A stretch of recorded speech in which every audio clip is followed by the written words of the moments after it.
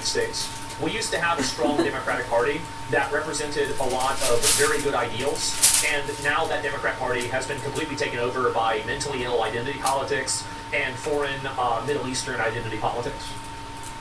It's really sad. It is. It's so sad. It's so annoying. I was a Democrat. I agree. I can't associate with them anymore. I don't think anybody can, really. Like, I feel like a lot of people don't. Like, the thing is that while a lot of people don't like the Republicans, even more people don't like the Democrats. And I think that's really the difference that a lot of people don't realize. It's not a matter of like, oh, well, a lot of people don't like Republicans, yeah, but even more people dislike Democrats.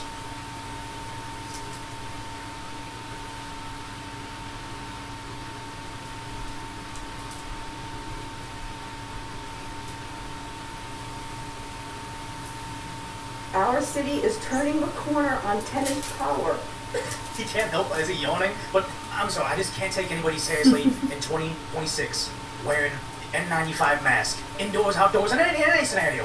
When we organize, we win results. The Mamdani administration is emboldening us so that we no longer tolerate the violence of evictions as a matter of business as usual. The violence of evictions, they always say, like, healthcare is a human right. Never mind the fact that it's like, if it's going to be a human right, you're actually going to literally force people at gunpoint to give health services because anything that requires a labor of another human being cannot be a right at all. She's now wearing a you're now mask entitled to and a housing. Fisher Housing is now a hat human right, at and not the only podium. do you have entitlement to somebody else's property, it's She's now wearing a violence to mask say, and a you're not Fisher paying for this hat service, you're not paying while for this speaking at the household. podium You on need to public help. TV. Anybody? But if people voting or plotting, what's Business as usual. And there's 4 pins on My her landlord hat. owns dozens of buildings. What's in that center And one that's how on the you're able top? to afford What's that housing center in New pin York on the City. top? Because you have not amassed enough wealth through whatever life choices you have. Maybe you had a hard life, whatever, but you look like a very old individual. This isn't like making fun of you, but it's like you look like in your late 40s, early 50s. You do not have enough to buy property in New York City. Somebody else has done that, maintained it, invested in it, created something that you and other New Yorkers can enjoy. But for some reason today, that means that they're a bad person. But he is not a steward of the public trust. In Says- fact, it is the opposite. Yeah. Our city is...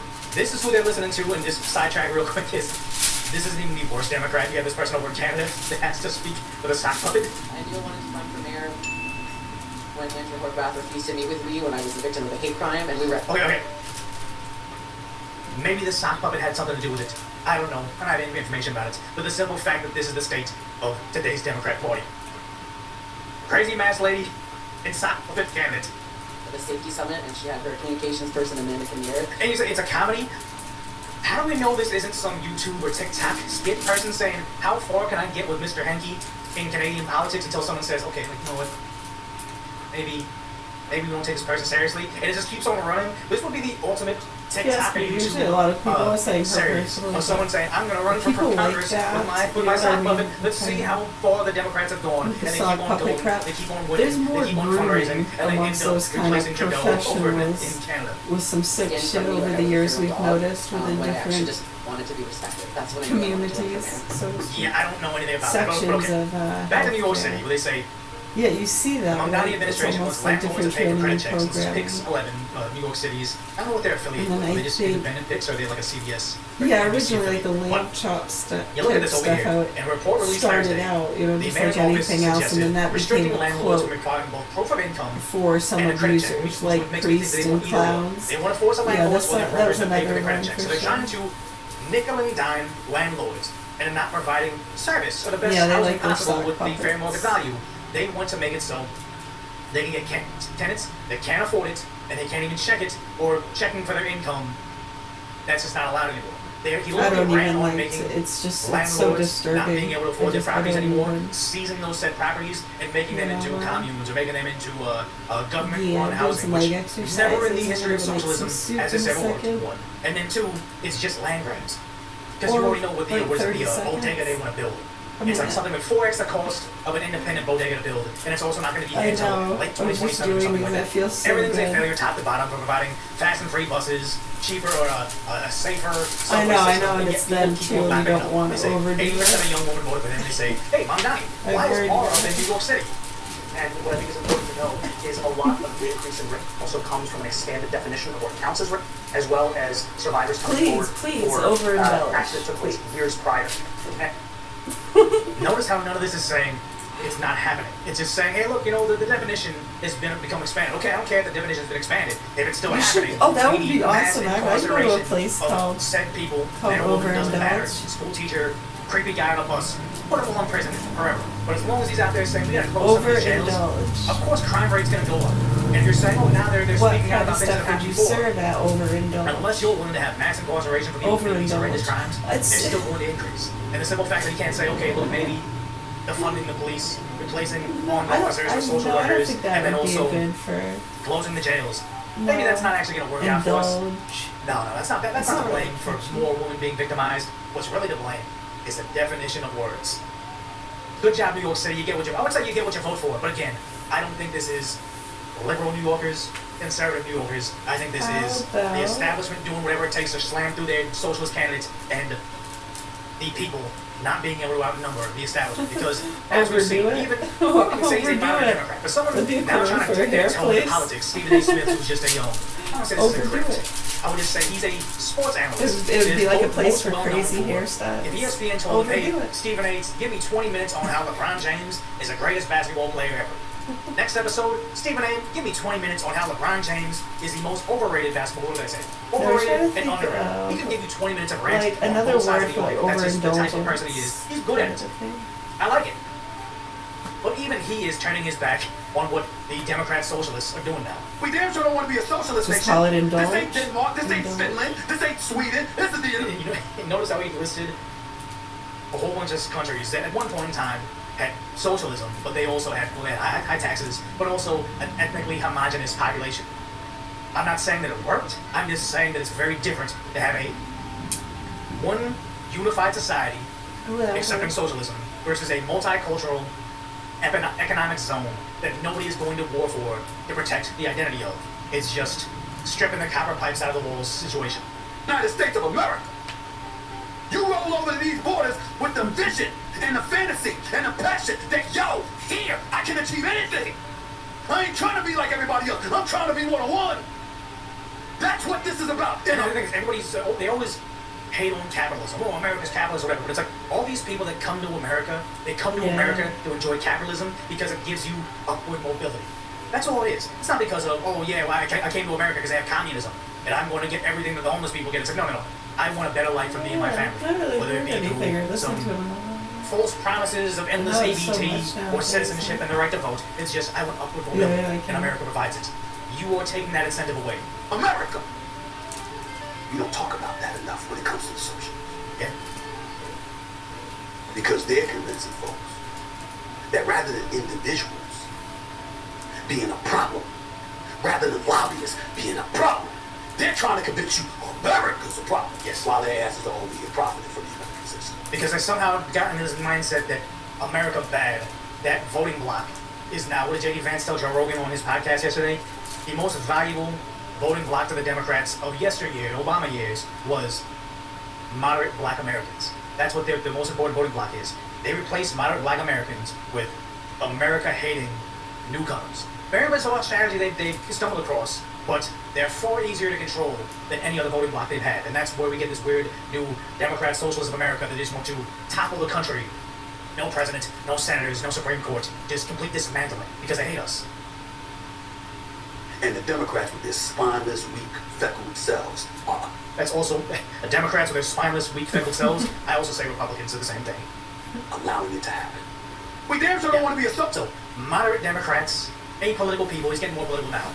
That's what I were to say. It was like the existing Democrats. It's dangerous. The criminals and sick people depend on people having that stereotypical kind of bucket mindset. It's scary how many actually do. I know when you try to talk to them, like, you can't be serious. Of course I am, and they act offended that you ask them that question. Or made a statement. And then the war in Ukraine breaks out. Wow, I know. And then the way they act about, the food you eat, as though it's a frickin' sin to eat tofu. If you're dealing with demented, I think it's, what do you call it? Not clandestine, but... funding that battalion and saying, hey, look, they have the patch. Silver on spoon their, type on their of thing, uniform. yeah. They're Nazis. Congress said, we got to stop funding them. They're racist. And then they said, okay, we won't fund them. We're going to fund this extra thing. And they're going to fund them. We're going to top to bottom. But then when the war broke out, we got to stop Putin. We got to fund the war. Somehow the Democrats became the warmongers. They had no problem funding liberal. Oh yeah, I see what you're saying. Nazis. They didn't care. As long as it just fit their agenda, meaning they don't have values. They got talking points, and now you're seeing it just being an open secret. You don't care. They're laughing about it. I don't know. I'm like, I think these are the lines that people are talking about. Some people care about that exact thing. Yeah. No virtues, just talking points. It's sad. But then you have Tom Lennon, disgraced TV person, talking head, now saying he's going to run for president for the Democrats. Do you have political ambition? Is that true? No, but people keep asking me if I'm running for president. And I'm guessing that's a lie. Nobody's trying to get a Don Lemon president when you can't even get him on TV. If you are a failed TikToker and you got your show, it gets less views than I think even my side channel gets now, you are not a candidate for president. I don't know. I'm serious. I don't know. Yes. It was her arguing with actual justice lawyer Sean Fitzgerald, saying, I forgot what it was. It was her on Timcast, a different girl on Rogan, Weiss on Rogan. How sad is it that you have a whole bunch of people getting talking points to say, this thing is why I don't like you? I don't know the definition of said thing. This is one thing when you have idiots on those like man in the street interviews like saying, oh, is Trump an evil racist fascist? And like, yeah, he's evil racist fascist. Define fascism for me. And the girl goes, it's bad stuff that, that's okay. You're an NPC, you like Taylor Swift, you like Love Island, and then you get your talking points from social media. Okay, cool. I'm almost envious of your ignorance to what's going on in the world. You probably have a much happier lifestyle than I have because you just have ignorance is bliss on politics. But it's one thing if your career is speaking on politics or being in the news media and you are slamming people for words you can't even define because you too have been captured by social media algorithms getting you to hate something or someone that you can't even define why you hate them. Love Island, I just say Love Island. I haven't watched Love Island once. All I know is it's just got some pretty passionate fan bases, but what I will say is the most insane culture shock. We get sidetracked. Insane culture shock right now is watch a show called F-Boy Island, like the earlier seasons, and then watch a Korean dating show. Just watch the episodes back to back and be like, oh my god, like we have America has lost all values.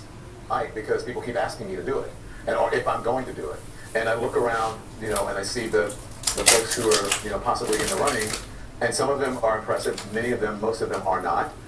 Name one of them that's impressive, and his answers will be immediately disqualifying because there's nobody impressive running for the Democrats right now. The Republicans have a really, really good, I don't want to say problem, but they have a good scenario where their bench, your star player goes down, and you got two young and up-and-comers that can be the next guy. This is like having a star quarterback, and you got two guys fighting for the spot.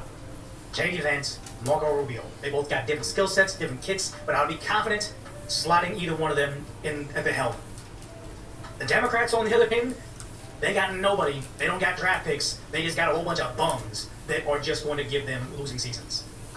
And it seems in this day and age you don't have to have a ton of political experience because our current president had none. And that made him a better candidate. Well, isn't it interesting, too? Someone said that Rubio seems to be right on point and understanding a lot of things. But yeah, Alex Jones, remember him acting like a total immature frat boy child, going up to Rubio. We're not going to vote for a guy that worked on the team that got them there. We don't want that. What's that all about? I mean, you would think if he wants to expose the things he's talking about, he would support Rubio, right? Yeah, it really helps you when we explain to you what we've been explaining to you and how they profit from the fake and the real stuff, and they feed out the child and animal pornography to all these different groups. Yeah, they know they're fucked, dude. Hopefully they get real and they start helping these hostages, and they can do that by speaking the truth. Yeah, they're surrounded by sick, nasty people. No high school diploma. You're going to represent them. That's the type of president you're going to be? Or do you mean to say you're going to serve your interests, and that's your version of good president? Again, these people live in a delusion. But Democrats falling further away from the party. It's not just a Stephen A. Smith. This is Bill Maher, Adam Carolla, and they make a good point. People say to me all the time, oh, you're Republican and right-leaning. I go, listen, I don't own a gun. I'm not religious at all. And you forget, he's best friends with Jimmy Kimmel. I think Jimmy Kimmel is either an idiot or he is entirely captured by his political values in Hollywood trying to push him a certain way. Or, yeah, it's either one of those things. But then, just because he doesn't fall in line, he is not far right. Or abortion, pot smoking, and everything. How right could I be? You put your finger on the thing that makes me so incensed about the woke and the far left, which is this, that they want to characterize people, you, me, Barry Weiss, you know, who's a lesbian and Jewish, and like, things that used to like be our, we need no further credentials to let you know that we are certainly not conservatives, we're not right-wingers, we're not whatever you think. But if you're not captured by the current thing, the talking point, the Trump is evil racist because we said so, you are now far right, pushing everybody out so they only have the cult members. Well, that's the thing, a lot of the ones that were pretending to be transgender and stuff, that was a whole ploy to make fun of those people. That doesn't make us conservatives. You know that, right? That is so sad how inhumane they talk about, you know, mean and bullies. And then, when people start to call out those ones, oh, how dare you, you know, it's like anything else, and then they want to protect them, and they get See how they funding get ousted from the mainstream to protect the these oppressed. things just because they don't fall in line. You know what? It's just so stupid. It's so Vance talking about Joe stupid. Rogan, how it was cooler to be Democrats. But it's their lives and their business and what they depend on. But sad to say, Doing the best we can. I'm looking at this right here. Do you want to align, as a young person, would you want to align yourself with this? Would you want to align yourself with the people still marching in those anti-ICE riots that all look like they're coming straight from a retirement home? Yeah, or would you want to align yourself with what you saw at the lawn at the UFC 250, the fight? It's now become more hip, more counterculture, to be conservative, the one the best for you.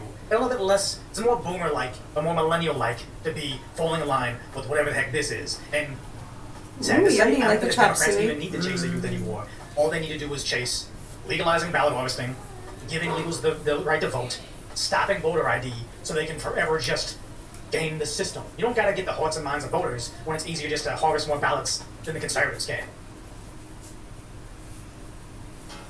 Premium products don't compromise between beauty and performance. They're designed and built from the ground up with passion and innovation. And that's exactly what Sanford Hills Windows by Matthews Brothers are. With industry-leading performance scores and a stunning historic look, with vast customization options available, built right here in Maine, Sanford Hills Windows are the right choice for your home or next project. Learn more at MatthewsBrothers.com and find a dealer.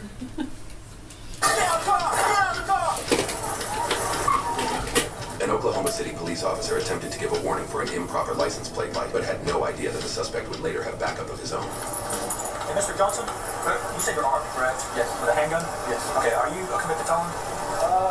I had one pending, but I was just asking if you're a convicted felon, you can't have a gun, obviously. Okay. Are you like police certified, or is it just they like hire you? Okay. Okay, give me 1 second. Okay. This guy's complying. He says he does like armed security work, but he did confirm he has a handgun on him, but he's a convicted felon, so let's wait for a couple more to call him out.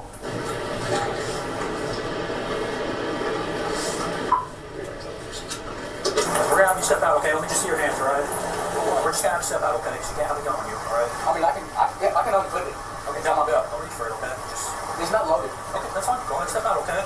You're also a revoked driver, okay? So go ahead and step out. Revoked driver for what? Hey, step out of the car. Open the car. Hey, step out. Just listen, okay? Step out of the car. I'm not gonna ask you again. Or just open the door, okay?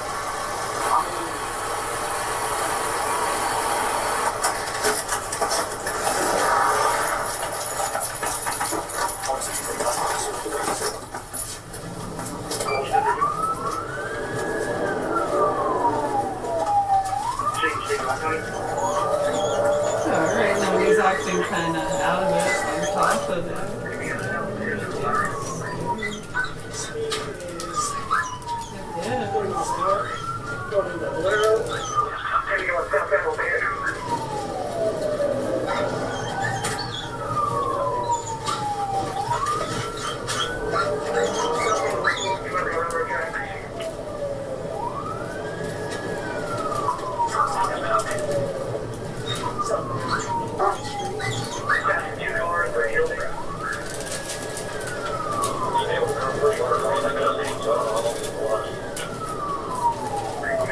Quick through Maine.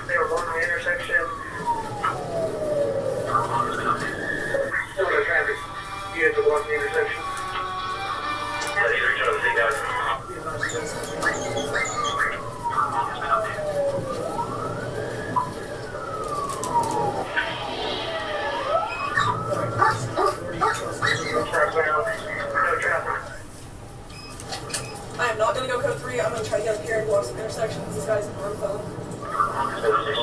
Supervisor, we authorize a third of this one fellow. 740 clear on that, but no more than 3, please. Still eastbound, no traffic, speed's not 40, just crossed Indiana. You shooting?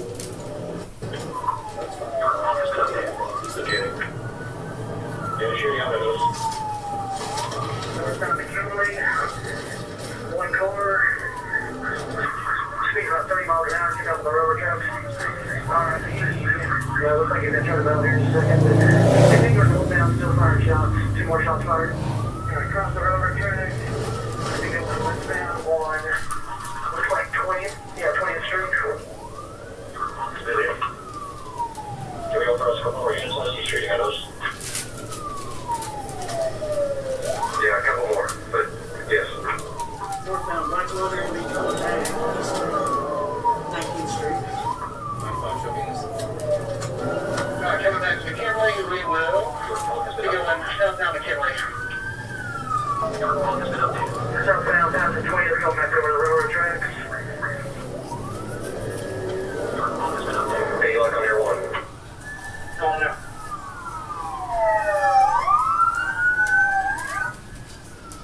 Westbound 22nd Street. Westbound 22nd, no traffic, speeds about 20 miles an hour. Hey, you saw something out right there in the field?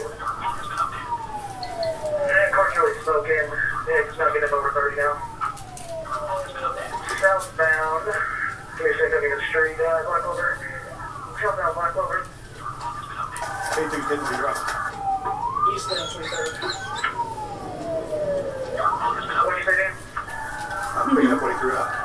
Yeah, I remember that.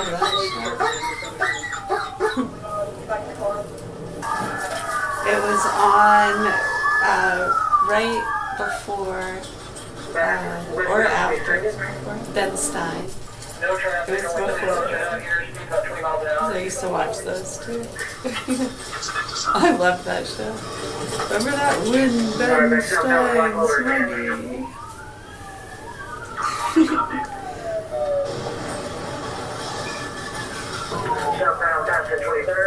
Who was Ben's? He played in a lot of movies in the 80s, 90s. Like, usually a teacher or some kind of. He was the one on Ferris Bueller. Is it Bueller? Westbound, Crawford, Indiana. Officers are doing a good job blocking intersections. Still no traffic. Oh yes, and the Clear Eyes. He did the Clear Eyes commercials. Yes, that's right.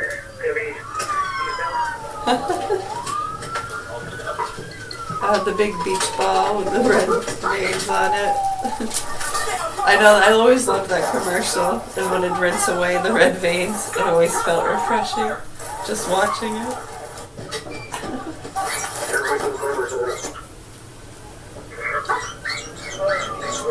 With Clear Eyes. Hey, he's in the other car. He's on the other car. He car jacked up.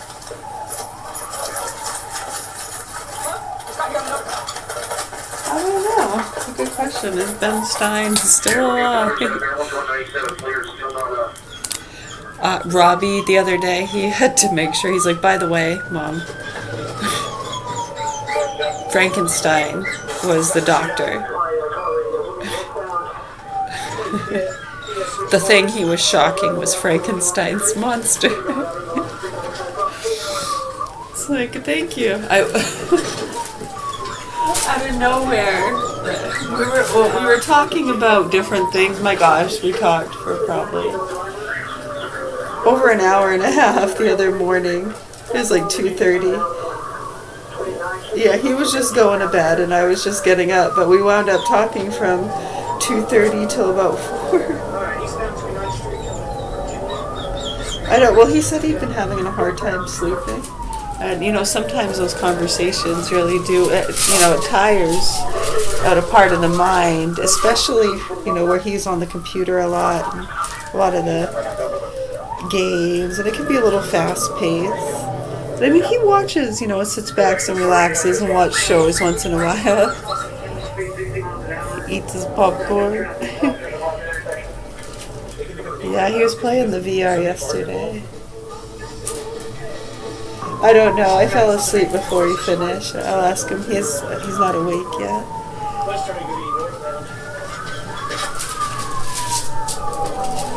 Yeah, he's played that one. Both of us I haven't played in a while, but back when he had first gotten it, I played it for quite a while, the Beat Saber one. I just wanted to have an idea, you know, everyone's talking about that and the dangers and being at least 13, and he was only 12 when we got it. So just out of, you know, wanting to make sure. Yeah, I thought it'd be a good idea to try it myself before I just put it on, you know, the 12-year-old. I mean, I'm not his guardian and they bought it for him, so I know. And of course, you know, me trying it out, you know, for those reasons and stuff just makes me a childish person, I guess, in their eyes. I know, yeah, we both like Beat Saber. I have his old one because I got him a new one. Yeah, well, it's not an old one. I had gotten one in 2023 when we were working at McDonald's. Yeah, and then the other ones came out, so he got one of those. It was a special treat, and it was kind of a birthday and Christmas present.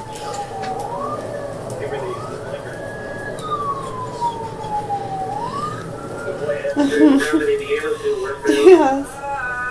Alright guys, let's go. Okay, we turning north on 10. North on 10, please. Your phone has been updated. Your phone has been updated.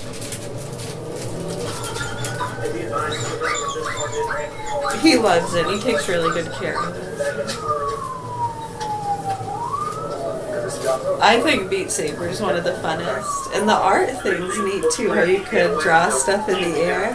I think that's fun. That's kind of fun. The bowling and the fishing are cool. Yeah.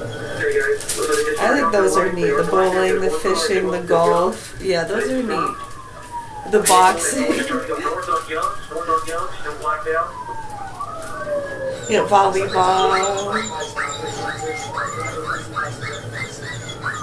Yeah, it's just when I'm not. I think those are neat on there, but yeah, it's not something I'd want to use the VR for, like the more leisure stuff.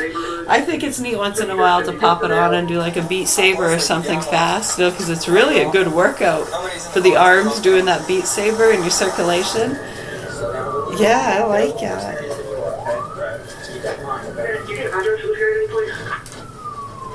Okay, we're going to be going westbound on 22nd Street.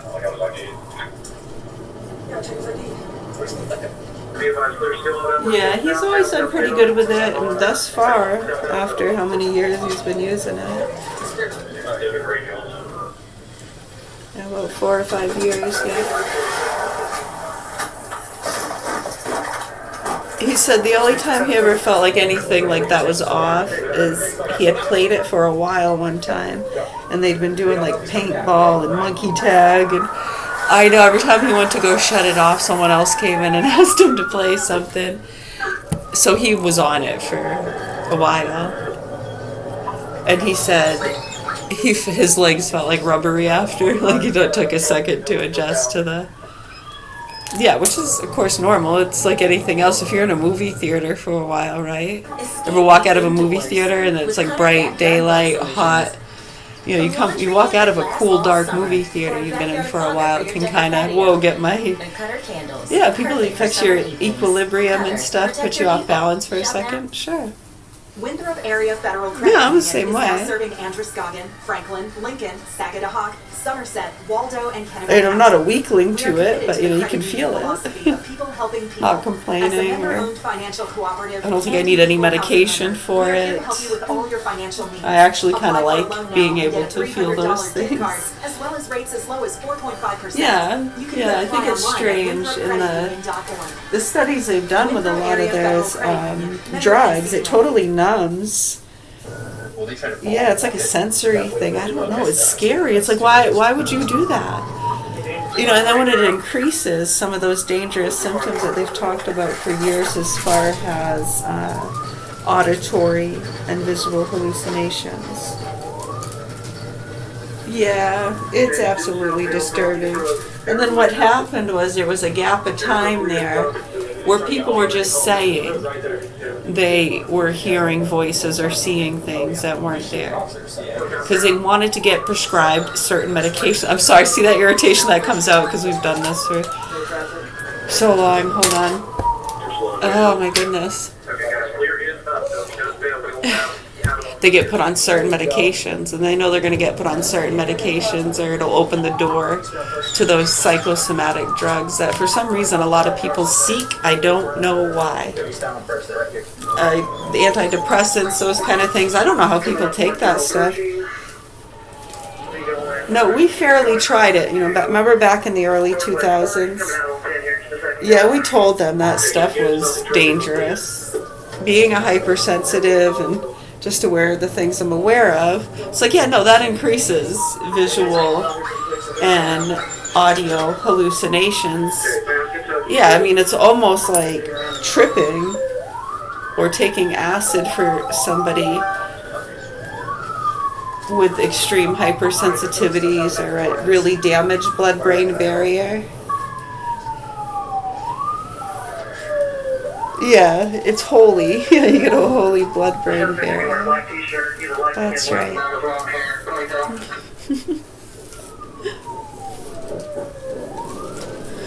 You know, it's interesting because a lot of us, while we love talking about that stuff, and then others have asked that, you know, why would it irritate you then if you enjoy those things and learning about them and talking about them?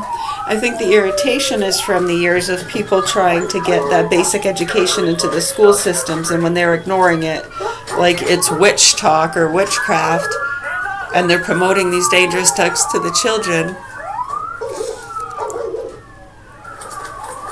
Oh, it's very sad. And there's a lot of good people that get very emotional about it, and we've seen many of them get targeted. And, you know, just kind of died in that a little bit of hope, but totally hopeless. It feels that way. And when they ignore it and perpetuate the dangerous things, yeah, it's been very sad and scary to a lot of us. From the hot dogs, to the antagonism, to the prescription drugs, the vaccines, childish beliefs and fear propaganda, ghosts and aliens and non-vaxxers. Yeah, it's really scary to us. Anybody want to start speaking up? News people? Yeah, it's very, very sad.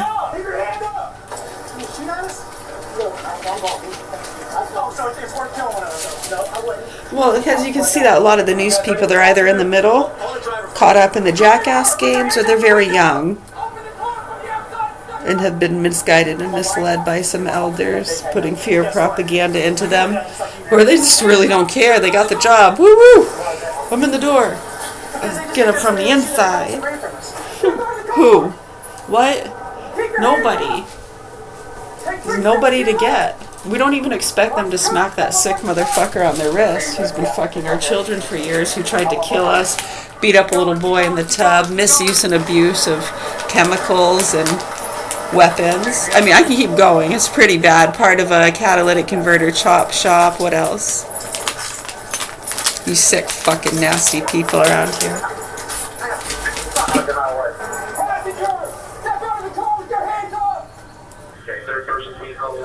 Hands up! Turn around! Walk backwards to the sound of my voice! Yes, I think that irritation just comes in from that, just the years. I mean, in the early 2000s, we went around all of Kennebec County, and there were a lot of us very scared. And we'll tell the story again. Someone else is asking. We got new people in class. Yes, yes. Oh, yeah, I can turn that down. Sorry, I don't even hear it. I can hear it, but it's just there, like the wind, you know.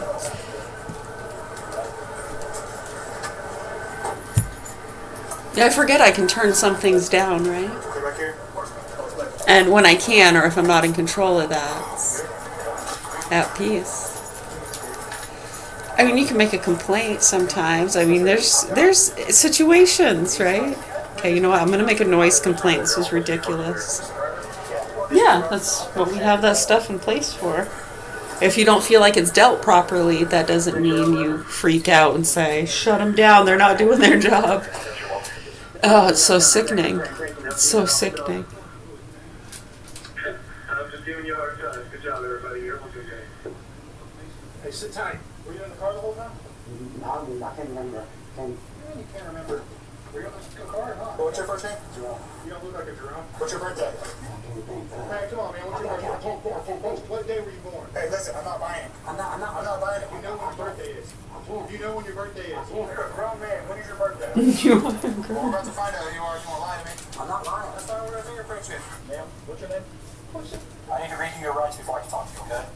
You have the right to remain silent. Anything you say can will be used against you in a court of law. Tell me what has been updated. I don't know. He called. He said, I told him. I told him to be careful.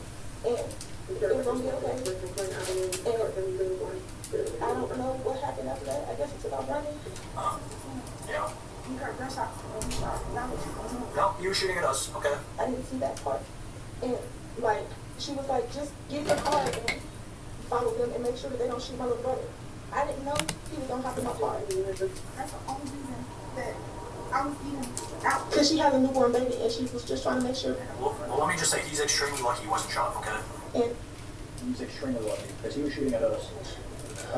So he kept circling the area. Is that where he lives? his sister lives over in that area. And then he hopped in your car and what told you? What did he say? He was like, just can drive. Well, let me just say, you made the wrong choice. I'm like, I'm trying to stop. He's like, don't stop. Who's that other guy in the car? That's his uncle. That's his uncle? Yeah, but he was just sitting there. He just had a stroke not that long ago, so he don't believe his memory is not very good. Okay, well.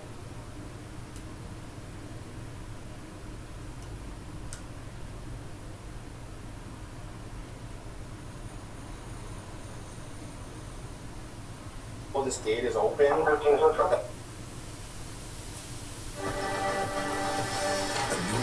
of American shipbuilding is here. What fucking time is it? It's time for work.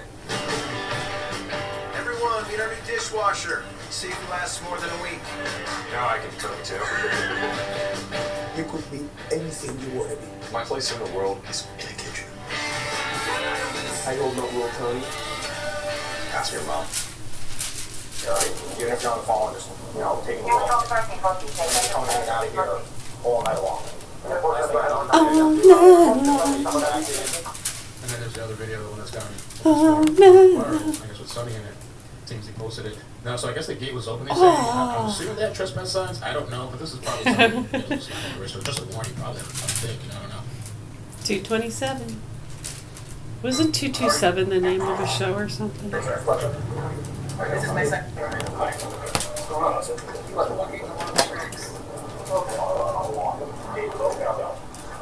I see. Actually, I'm a former federal prosecutor. He knows. He's a Harvard grad. Teaches. She said former federal prosecutor there, but I thought I heard her in the other clip say, I'm a federal prosecutor. Now she's saying former. Geometry, soft baskets. Who's not accused of break trouble. Because it is a mistake, I understand you're in violation of it. It's something. Where'd you go? So yeah, there's like an open gate. I think I was walking over there, and then from this house, I got show something. I got a big interview today. I told you about it. Mama.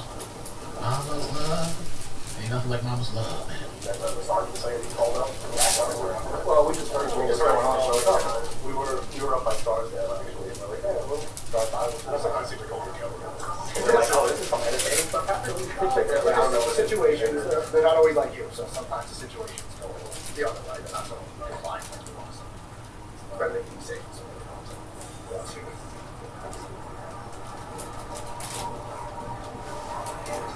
Fast forward. I wonder if they end up writing a citation and what ends up happening here. Let's see.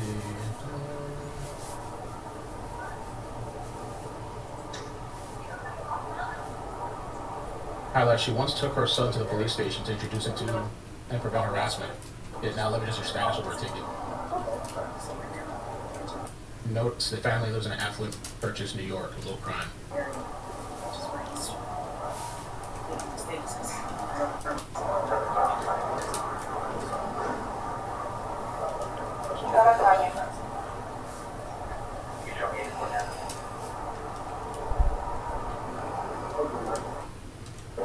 Let me play this clip, because this version here, you actually hear more.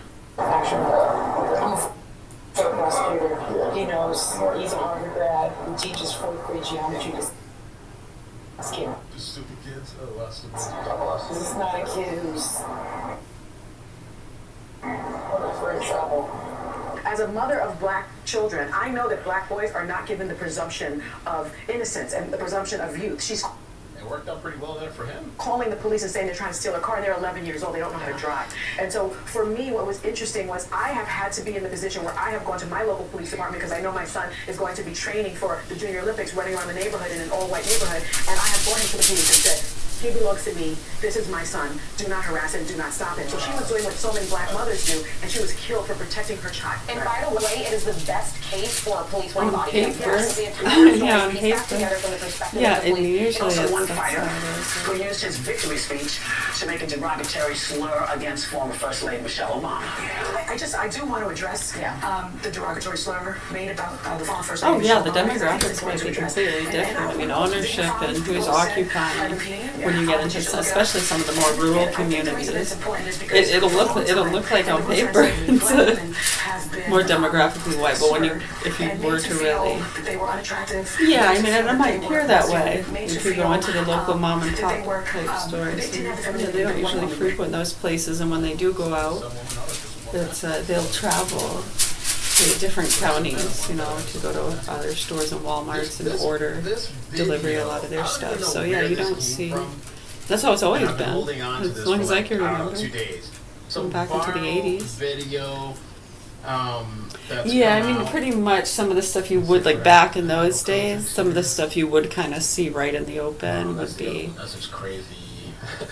Yeah, like the apartments that were full of Mexicans and different ones, and then they had the punks and the goons going around putting dead cats and dogs in the Chinese food restaurant dumpsters. Yeah, and all the Mexicans, they'd have like 15 to 20 of them in the apartments. And they'd be busing them out to the farms and stuff to work, and then some of the farms, I mean, were bringing in immigrants legally. They were right on paper. Yeah, you'd see these farms that have. Right. But when you had a lot of illegals too, that's why those kind of places would be more likely to have illegals working on the farms because they're authorized and it's not going to look suspicious. People are going to be like, it's okay, they're licensed. The owner's licensed, it's okay. Yeah, but how do you know? Do you have a list of who all those people are? I don't know. I mean, that's impossible. They're constantly coming in back and forth, foreign exchange. Some it's just like a 3-month work program. They're not setting up permanent residency or anything. So yeah, it'd be a lot of that for years. I remember just adult talk, back in the 80s and 90s. I was just a kid, but I do remember. Dear Lord. Okay, so that's an example. Can we sedate it? In that situation, I mean, see how it's not just the scream. That might be totally necessary in some situations. Who knows? I'm not one to judge, right? If their God feels like it's necessary and they feel. I mean, that's ridiculous. Is that a grown man? Okay, it's a grown man, right? And like we said, when a lot of them were perpetuating at the extremities on purpose. For over 170 years, why? America has been our home as the oldest window manufacturer. Right, and it's so they could make fun of it. Silver Hills windows bring together historic beauty and industry-leading performance of the future. Because we're not just and it's okay, because everyone else is going to make, when it's that bad, yeah, of course people are going to make fun of it. So then the ones that might be more subtle or just more feministic, or, think about how that makes them feel. It's so sad, actually, if you listen in on some of the groups and talking to a lot of the youngsters who are now adults, and it's horrible. It's so sad. They will sit there, for hours and cry and talk about how they wish they hadn't let their parents put them on hormonal drugs and antidepressants, and they're learning of the dangers of that. And it's like I kind of feel the same way too about myself, drinking hard alcohol so young, and why didn't anyone stop me? Why was that allowed? I shouldn't have been drinking hard alcohol at those young ages. I asked. Mom said it was normal for out there.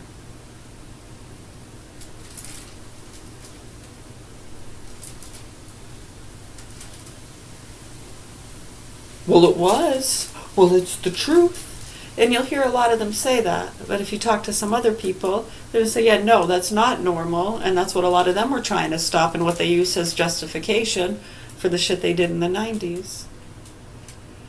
Right, and if you go back to out in Whitefield, in that town where I grew up, that's where they've been doing a lot of fentanyl busts, factories in the last, how many years? I think it was a little more heavy. And those investigations went on for how many years? And then they finally do a bust. A little Chinese woman. I just like to smell. It's like, is this a joke? What are you supposed to do? I know, that's what we tried telling them. And you're going to do these years of investigations to come up with nothing. And for what? Where's the real crimes? I mean, what had been being done there for years while the investigations were happening? Being trafficked in and out, grown, just the location too, and being in that area. Yeah, I talked to some folks. I grew up out there. Trust me, I talked to some folks. I'm not fucking pulling the wool over anybody's eyes. But they get away with it. They fucking get away with it. It's really scary, actually, when you know the level of sinister psychos and how some of those people are right in my own family. That probably offends them for me to say that, but it's for the audience, for them to understand. You got cousins, siblings, sick, nasty, evil people. That's why those two sisters moved away, because they knew the sick shit they were doing. And they targeted my parents. One of them almost knocked him out, huh? The sick shit they've been doing. Christopher LaJoy, who shot himself in 2009, both of them with their dramatic fucking sick, immature bullshit. You drug addict, nasty pieces of shit, burn in hell. I hope you nasty, sick fucks burn in hell forever and ever. So when people understand what the hell is going on here, and the targeting of innocent citizens, and it's being aided and abetted and perpetuated by these fucking cool kids. I know everyone just thinks if they have a connection or they know somebody or they're friends with, or who gave you their number, huh? Willie I Am gave you his number? No way. He probably gives that to all the sick fucking people. And then when you go around saying that, it's a dead giveaway that we know you're a piece of shit. And we already knew that anyways. You sick, nasty, spoiled, entitled, gross fucking people. I'd pack your shit and get the fuck out of here if I were you, and the proper authorities need to help these children. Enough's enough, motherfuckers. Yeah. You know what? We can try to talk some sense into them, but you're talking to a dead doornail anyways, and they're not even going to try. No, they're sick fucking people, and they know they've done shit that is life in prison. Many of them deserve the death penalty. So you all can sort those things out. We're going to keep speaking out and hope that the news people start reporting the facts, and that they take our children out of the custody of those sick fucking motherfucking pieces of shit that like to fucking torture little kids. From the innocent little menial petty teasing to the horrific rape and torture, you motherfuckers are done. The proper authorities need to report on how they fucking got away with it and how they've been feeding you. Huh, no wonder they don't want to report it, because you got fed. And you think they're getting the dangerous cartel people and non-vaxxers. I'd wake the fuck up, Central Maine News. Hey, Central Maine News, I'd wake the fuck up if I were you. It's not that hard. Eye in the sky, motherfuckers. You got kids? Do you love them? Probably like them at least a little bit, huh? Life's pretty good, huh? You like enjoying this place? What is it you like about it, anyways? What tickles your senses the right way? You sick fucks. You need to wake the fuck up and report what's going on here at the Governor Hill Mansion in Augusta, Maine. Wow, no, you're right. Much love, health, and peace to you all. Yeah, you're welcome. We're going to go make our soup. We're going to make some soup with some nice ground plant-based. I love the plant-based veggie ground beef stuff. It's made with pea protein and other stuff. I can't tell the difference. It's really good. You can make sloppy joes and sauces with it. I put it in soup. You can make chop suey, loose meat sandwiches, burritos. It's freaking delicious. I mean, while there are still some risks, I mean, you never know. Something can get contaminated at any time with anything. But, I mean, just for me personally, yeah, I mean, not having to worry about, the meat bacteria. If I cook it to the proper temperature. I mean, who knows how long that flesh has been rotting and preserved for? I don't know. There's pathogens. There's a lot of stuff. And then just the idea of chewing on the dead flesh of an animal. It's just weird to me. I don't know. I grew up in a meat and dairy town, eating meat my whole life, so up until, let's see, what year was it? 2006, right? So I was 22 years old when I started to see the light. 24, excuse me. In that regard. Yeah, I mean, you see the light about a lot of things, right? Oh, I didn't know you could do that with mashed potatoes. I have seen the light. And the dark side, I'm sorry. Don't do that again. Oh, no. I'm sorry.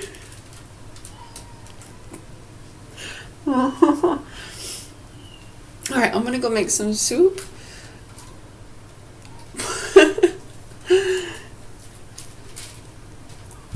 Yeah, it's really good. I love that stuff. You can make so much with it. It's just easier, It's cheaper. It stays in the freezer longer. You don't have to worry about a lot of things.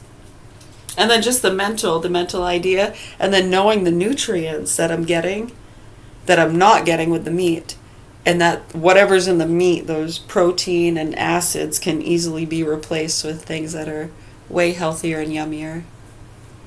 I like the brag amino acids. A lot of the protein shakes have things in it. Yeah, so it kind of gets incorporated naturally. I know, and I don't know. They've been saying that for years. They finally stopped. I think they're realizing how fucking sick and nasty and psychologically damaging that is to society. Yeah, it was, oh, you're gonna make you eat maggots, cardboard. Yeah, maggots and cardboard, and drink grass and eat dirt. It's like, no, what are they talking about? It's like they use it as an excuse so they don't have to acknowledge reality or something. I don't know. It hurts my heart, actually. It really hurts my heart. Yeah, and we love them very much. It makes us really sad what these sick, nasty people have done. I can't believe how evil that is. I don't see. You don't want them to see it because you don't want them to be hurt. Because it's really hurtful. We've seen it kill people, die of heart attacks because they're so shocked and horrified when they realize the truth. Because it's not only that, because that's pretty painful when they realize what their own daughters and grandchildren and sick, fucking, nasty state people and others who befriended them are really all about and what they did. Yeah, they don't want to accept that. That's hurtful enough. And then when they realize the abuse with those kids, which are their grandchildren, which they're ignoring, and calling me a conspiracy theorist with the others. Yeah, liar making it. It's insane. I know when people have been, the ones that have been with us, it's just sad. It makes us so sad. You almost just want to blow the whole place up. Get rid of it. Take people out of their misery so they don't have to worry about it anymore. Because when you know what you know, you can't ignore that, whether it's your kids or not. And when you understand the networks it's connected to with these Catholic charity groups and Hamas and how that's connected. When I was 4 years old. I know. See, and then they try to say, we're talking bad about, well, we love China and we love Chinese people. A Chinese man birthed me into this world. It's a wonderful doctor. I've had other amazing Chinese doctors. Some of the best doctors that I have had were from the Middle East, China and India. And I've seen a lot of doctors throughout my life, neurologists, specialists, infectious disease specialists, counselors,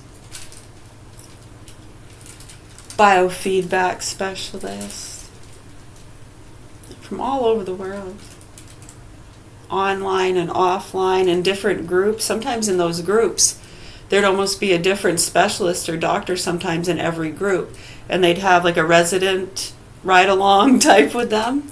Yeah.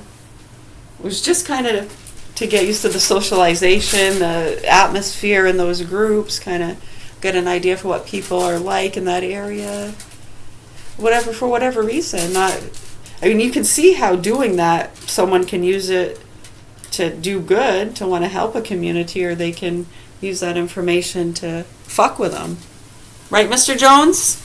Right, so anyways, much love, health, and peace to you all. I really hope the proper authorities do what they're supposed to do to report the facts. I guess that would be you, news people. I believe it is your responsibility to report the facts to the public. So you can keep playing fucking stupid if you want. It's making you look like an idiot the longer you ignore it. It's getting past the point where you can't play stupid anymore. Yeah, so if I were you, I'd slug it up. Be a bunch of slugs. For real. Yeah, I'm being 100% serious. 110.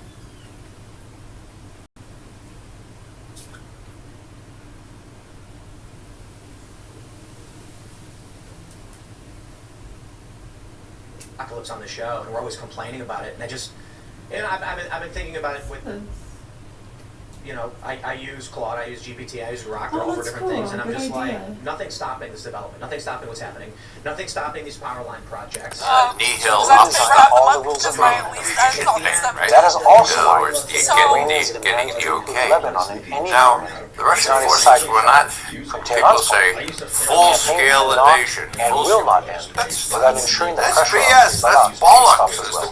This is its way of The asserting Russians had about 90,000 people, and they went up toward Kiev, and they threatened it, and we know now that they were tricked into withdrawing those forces by two people, Macron from France and Boris Johnson from Britain.